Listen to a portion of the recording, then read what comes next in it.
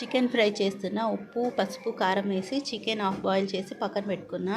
ఒక ముక్కుడు పెట్టుకుని 2 స్పూన్ల ఆయిల్, జీలకర్ర, చాప్ చేసి పెట్టుకున్న ఉల్లిపాయ టమాటో 4 ఉల్లిపాయలు 2 టమాటోలు, కొద్దిగా పసుపు, కొద్దిగా కరివేపాకు.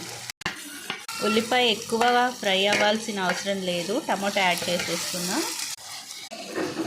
చికెన్ యాడ్ చేసుకోవాలి.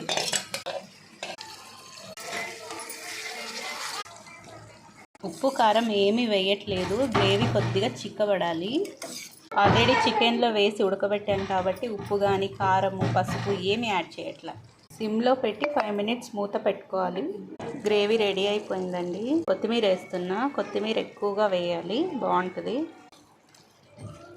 రెడీ అయిపోయిందండి. టమాటో పప్పుకి సైడ్ డిష్ అనమాట. చాలా బాగుంటుంది. ఒకసారి ట్రై చేయండి ఇంట్లో. Thank you for watching.